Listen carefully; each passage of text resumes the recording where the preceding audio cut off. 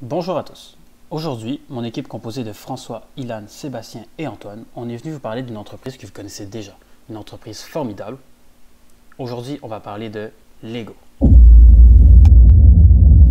Voici donc sans plus attendre une courte introduction sur le sujet.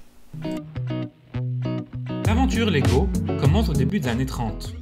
Un modeste artisan danois décidait de créer des jouets en bois avant d'opter pour les briques de construction en plastique.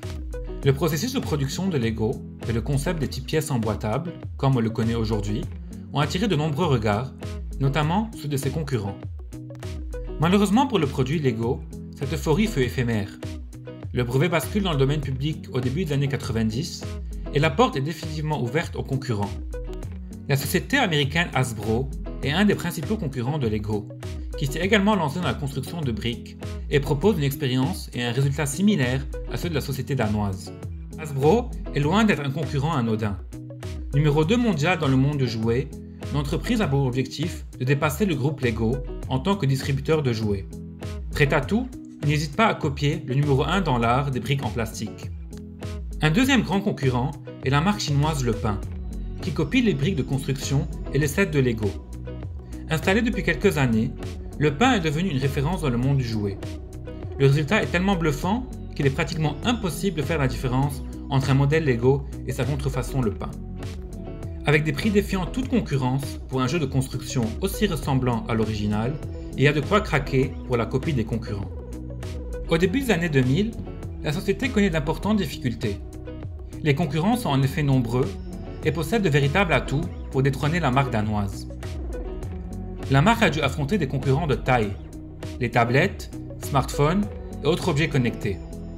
D'où la nécessité d'amplifier l'expérience digitale, alliance du physique et du digital.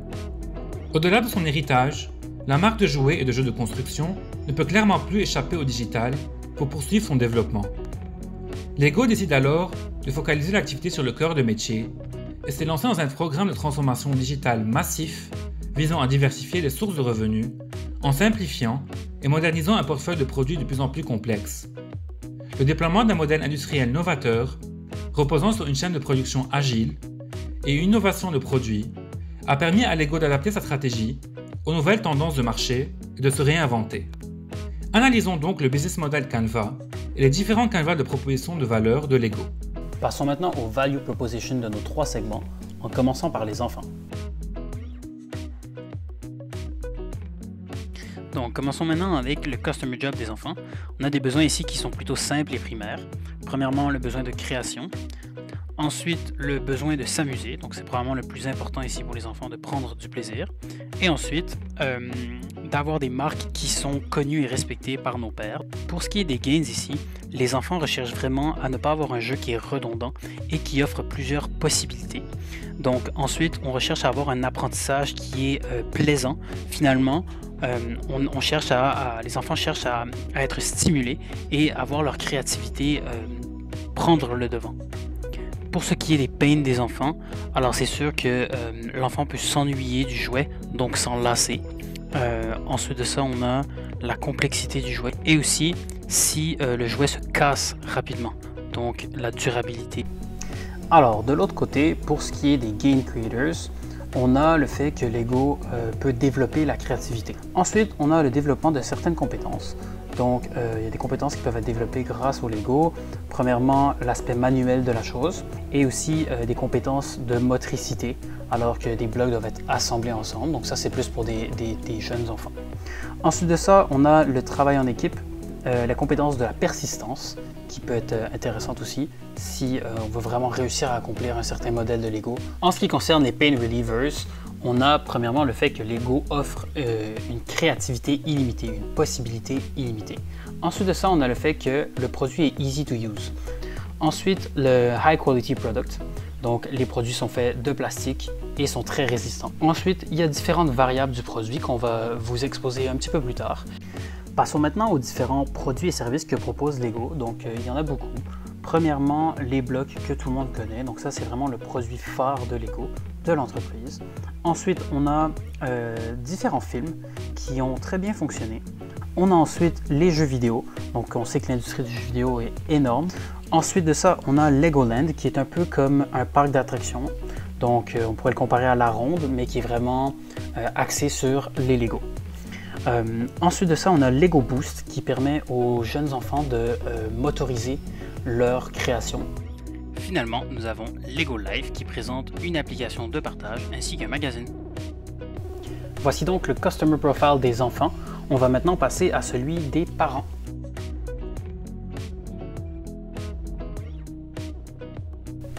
Commençons par le Customer Job des parents. Lors de l'achat d'un jouet, les parents prennent en considération quelques éléments importants. Acheter un jeu sans danger. Acheter un jeu amusant et éducatif en même temps. Acheter un jouet avec une longue longévité. Acheter un jeu de qualité et de renommée internationale. Acheter un jeu polyvalent. Et acheter un jeu interactif pour parents et enfants. On trouve plusieurs problèmes rencontrés par les parents lors de l'achat d'un jouet. La limitation de l'apprentissage avec les jeux technologiques, l'achat d'un jouet qui ne correspond pas au développement de l'enfant, l'achat d'un jouet dangereux et l'achat d'un jouet qui se casse rapidement. Tout parent recherche des jeux à la fois ludiques et utiles, des jeux qui développent la créativité, amusants et éducatifs, qui occupent le temps de l'enfant et qui sont de différents types. Les jeux Lego permettent de promouvoir la motricité, d'avoir une imagination illimitée, de développer la patience et améliorer la concentration, et d'avoir une multitude de choix entre les jeux matériels et digital. Lego a une diversité de produits pour tout âge, offre des jeux numériques qui favorisent l'apprentissage et la créativité, a des avantages éducatifs et amusants. Lego aussi est une marque de renommée internationale qui utilise du matériel de haute qualité. L'objectif de Lego est de concevoir de multiples gammes de jeux, transgénérationnels et intergénérationnels, ne se limitant pas seulement aux jeux de construction, comme jeux de société, jeux vidéo, applications, films cinéma ou parcs d'attractions. Passons maintenant au Customer Profile des adultes. Pour ce qui est des Customer Jobs des adultes, ces derniers veulent mettre de l'avant leur côté artistique et pousser leurs limites. Ils veulent un jeu qui est challengeant et un jeu qui est de grand. Ils veulent faire partie d'une communauté, collectionner certains modèles et aussi avoir un jeu qui est à jour avec des thèmes d'actualité. En jouant, l'adulte espère avoir un sentiment d'accomplissement, un sentiment d'appartenance. Il souhaite aussi décrocher de tous les problèmes qu'il peut y avoir et aussi bien sûr il souhaite avoir du plaisir. Pour les pains, les adultes peuvent avoir certaines craintes par rapport aux jeux qui auraient des perceptions négatives. Donc on ne veut pas être perçu ici comme étant un adulte qui n'a jamais grandi et qui joue encore à des jeux d'enfants. On a ensuite le fait de se lasser du jeu et finalement la durabilité, donc le fait que le jouet soit solide et dure dans le temps. Pour ce qui est des game creators, on a premièrement l'actualité du produit alors que Lego sort toujours des thèmes de plus en plus innovants et amusants. On a ensuite la créativité qui permet aux adultes de pousser leurs limites, donc il y a vraiment des créations qui sont impressionnantes. Et aussi la communauté, donc on est au-dessus de 700 000 utilisateurs sur Reddit par exemple qui partagent cette passion. Pour ce qui est des pain relievers, Lego a une image de marque qui est très positive. Tout le monde connaît Lego, ça traverse les générations. Et aussi, c'est plus qu'un jeu. Donc, on a une communauté qui entoure tout ça. Et c'est plus qu'un jeu, c'est même une passion.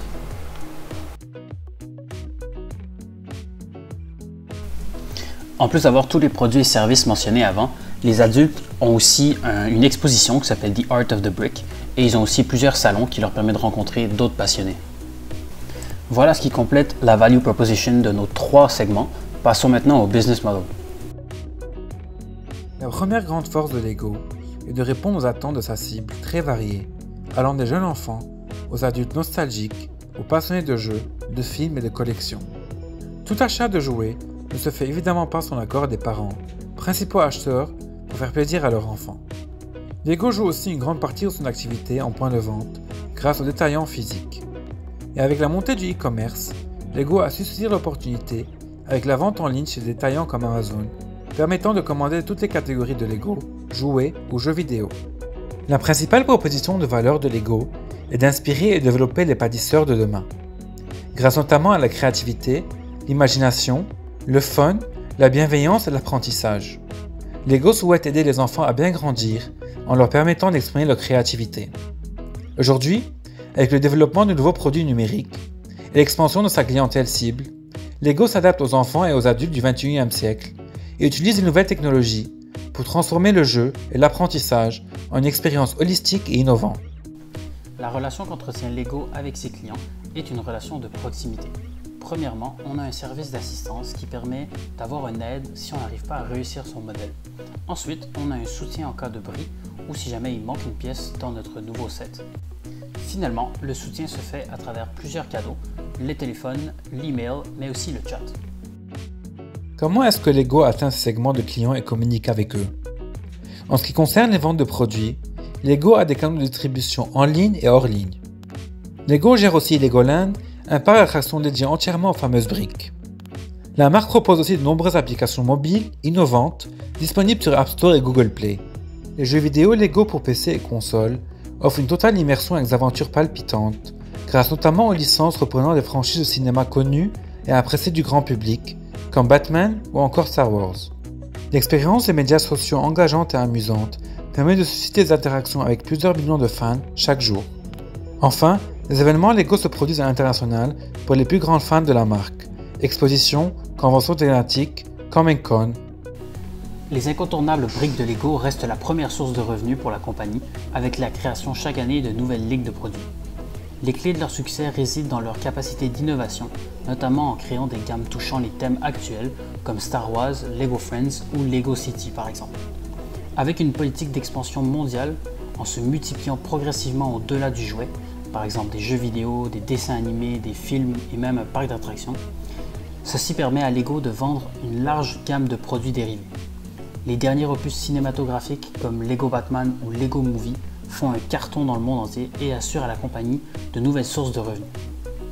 Lego collabore avec plusieurs entreprises pour produire et commercialiser ses produits et son contenu. La société organise ses partenaires en 3 grandes catégories. Les clients, qui comprennent des distributeurs, des revendeurs et grossistes, et les clients co-créateurs, qui sont inclus dans la conception et évolution des produits. Les fournisseurs, comme les sociétés de conseil, les fournisseurs de matières premières et les entreprises de fabrication. Et enfin, les partenaires de propriété intellectuelle, comme les studios de cinéma et les groupes de médias, exemple Disney ou Warner Brothers. Dans un marché du jouet en plein renouvellement, le géant de la brique en plastique tire son épingle du jeu avec la diversification de ses produits grâce aux différentes analyses de marché et tendances. Une entreprise orientée client qui arrive à comprendre l'expérience et les connaissances des consommateurs dont elle intègre les meilleures idées dans de nouveaux produits. Les activités clés de Lego sont la logistique en amont et en aval, les opérations, le marketing et la publicité, l'innovation technologique et l'expérience client offerte dans les Lego Stores. L'entreprise Lego possède diverses ressources clés. Ces dernières peuvent être regroupées en 4 catégories. Tout d'abord physique, Lego opère Legoland ainsi que les machines et fabrications des usines et entrepôts Lego. Ensuite intellectuel, grâce à la renommée internationale de l'entreprise, les brevets et design et les licences avec des partenaires clés. Ensuite humaine, grâce aux investissements dans la recherche et développement pour améliorer l'expérience client. Et finalement financière, car Lego regroupe des ressources financières importantes telles que 5,6 milliards de dollars américains de revenus en 2019. Nous allons maintenant vous parler de la structure de coûts de l'entreprise Lego. L'ensemble des coûts générés par le fonctionnement de Lego sont de différentes natures et peuvent être répartis par typologie. On a tout d'abord les coûts variables, qui sont les coûts de fabrication et les machines de fabrication, la matière première pour fabriquer les briques Lego appelées ABS, les parcs d'attractions, les outils de conception numérique et la logistique et distribution. Ensuite, on a les coûts directs et indirects tels que le marketing et la publicité online et offline, les taxes, la recherche et développement pour améliorer l'expérience client dans les parcs d'attractions et les magasins, le site web et le coût pour opérer les magasins tels que le loyer. Voici ce qui complète l'analyse de notre business model. Passons maintenant aux recommandations. Tout d'abord, la marque devrait investir dans l'un de ses segments majeurs, les adultes. Auparavant anciens enfants joueurs de briques, ils sont aujourd'hui plus connectés et représentent près de 15% des ventes sur le marché des jeux. Lego a une réelle opportunité pour pour adopter une stratégie personnalisée et gagner du terrain en conséquence, grâce notamment à la nostalgie et les souvenirs d'enfance, et grâce aux licences à succès comme Star Wars et Harry Potter. À l'aide de ses offres de produits numériques et technologiques, comme le logiciel 3D, la marque a déjà une longueur d'avance et lui permet de se différencier de ses concurrents.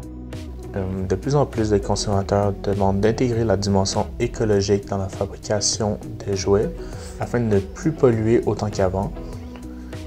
C'est depuis un grand scandale en 2014 avec Greenpeace que Lego a adopté comme objectif de devenir éco-responsable d'ici 2030. En fait, Lego devrait encourager la diminution de plastique dans ses procédés en recyclant le plastique et en trouvant des alternatives de matériaux.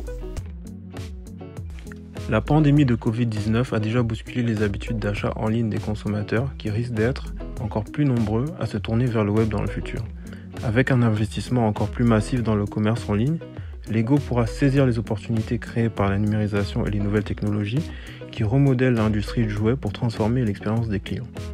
Une stratégie omnicanal par exemple permettra à Lego de se concentrer sur l'expérience globale du client, la rendant plus fluide, plus cohérente et hautement personnalisée, et ainsi créer une relation durable avec le consommateur. Créé en 1932, Lego est, malgré l'arrivée du digital et des jeux vidéo, l'un des leaders mondiaux sur le marché du jouet. Le principal défi de la marque aujourd'hui est de continuer à se renouveler et de rester intergénérationnel, grâce notamment à des produits centrés autour de la création et l'imagination, qui sont des facteurs clés de son succès, mais aussi autour de l'innovation pour répondre aux attentes des nouvelles générations.